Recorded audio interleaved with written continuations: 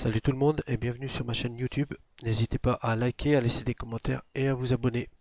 Aujourd'hui, on s'attaque au Centurion 7-1, un médium anglais de tier 9, connu pour sa tourelle de 254 mm et la possibilité de le jouer en hold-on avec sa dépression de -10.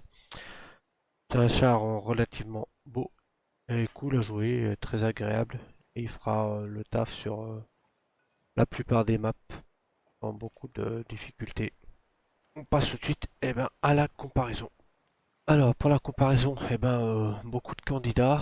Donc je vous ai trouvé 4, je vous en ai trouvé 6. Alors 2 Allemands, 2 Russes, un Américain et un Polonais.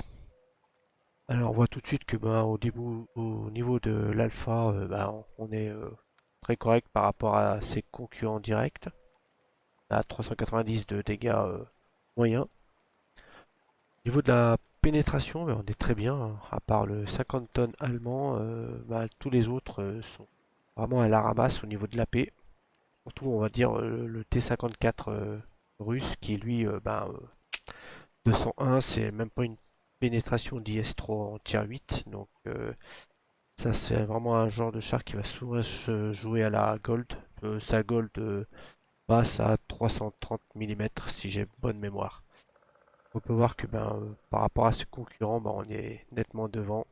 Sachant que celui-là, c'est un char de récompense. Donc tout le monde ne l'aura pas. Donc je pense que au niveau de la pénétration, c'est un des meilleurs chars à ce tiers. Au niveau de la cadence de tir, par contre, on voit que on est un peu plus faiblard que les autres. Alors ça peut s'expliquer par rapport à d'autres, par rapport à un autre alpha qui est un peu supérieur. Mais sinon, on a 9 secondes 21 de rechargement.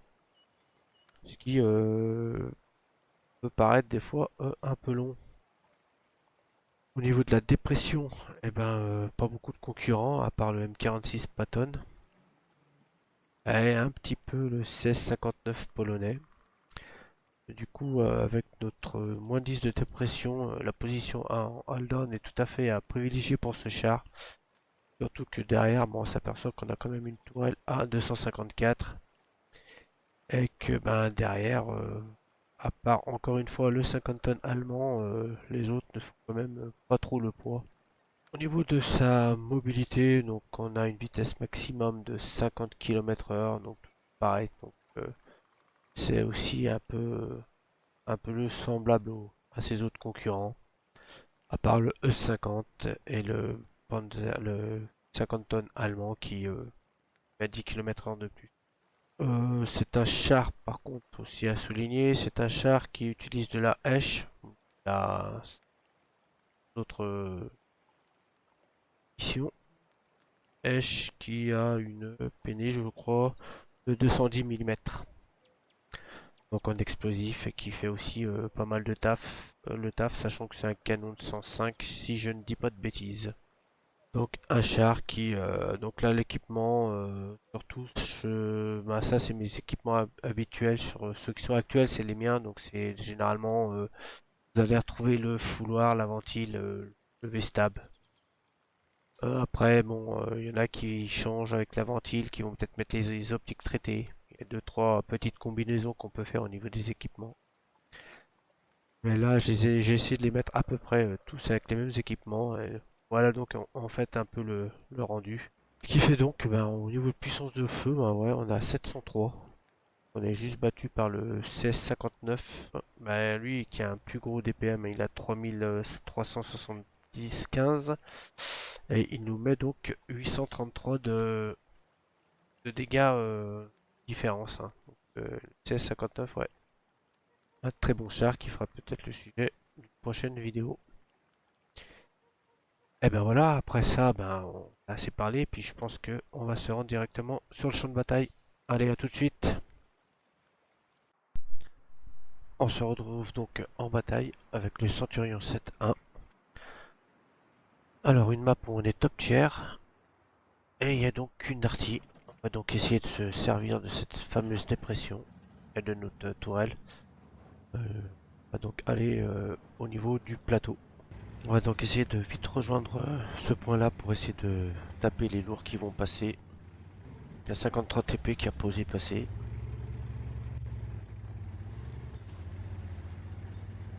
On va donc tout de suite, bah, qu'on va pas être beaucoup au niveau du plateau et sur la droite de la map.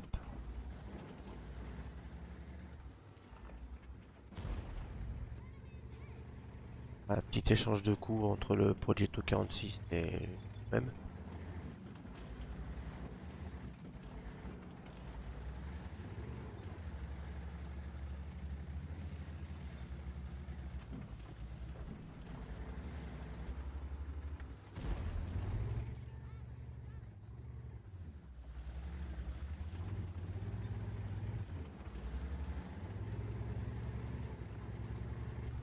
Centurion, Standard B qui reste ici.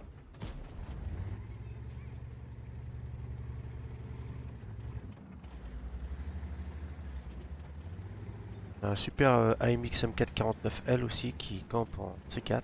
Très utile pour ses amis en lourd.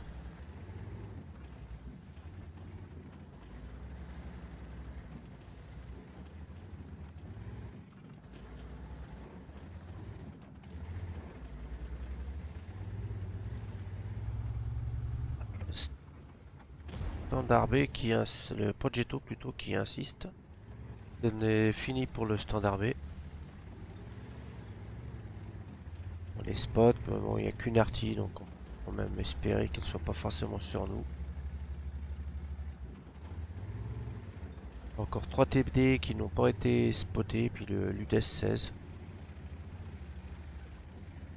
Ah, c'est une position qui est pas mal, mais qui peut être de la tenir quand on n'a pas le bon char et beaucoup d'arty.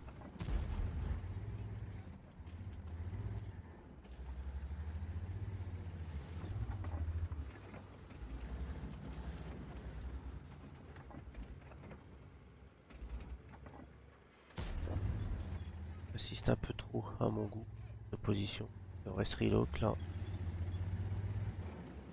Ouais, super, le type 61 qui perd 222.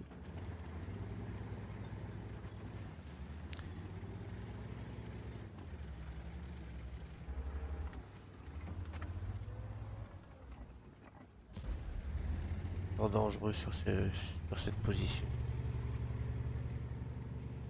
Bon bah maintenant au moins on sait que l'arty est au niveau du plateau.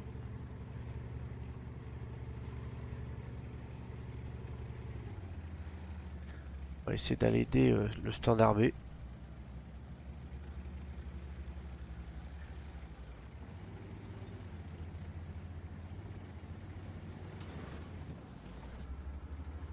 De... Bon, des TD ici, un petit blind. On a perdu la moitié de notre vie, un peu moins.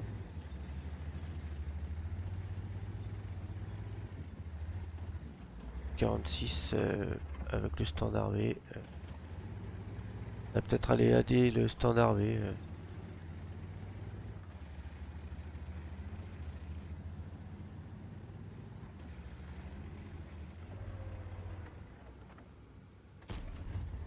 Là, on sort un Standard B.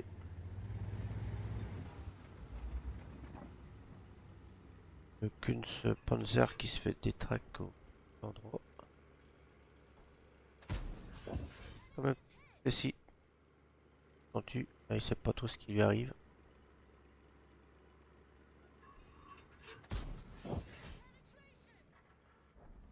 Allez, il se fait sortir. Et il va nous rester 2 TD sur notre droite normalement. Certainement peut-être l'arty aussi là-bas. Un peu dangereux de passer à découvert, mais bon, on n'a pas trop le choix.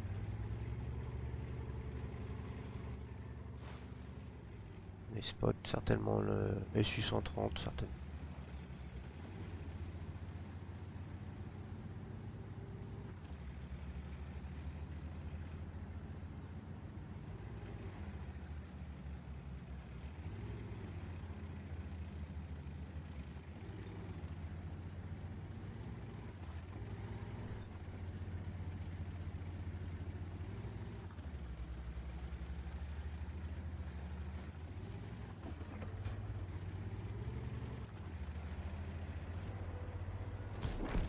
Et one shot, pas de chance, le SU-130. Allez, on est à 3000 de dégâts, 3254 cumulés. Ouais. De toute façon, le tir ne serait pas passé, hein. Voilà, j'espère que ça vous aura plu. Oui, n'hésitez pas à liker, à commenter et à vous abonner. Allez, à la prochaine.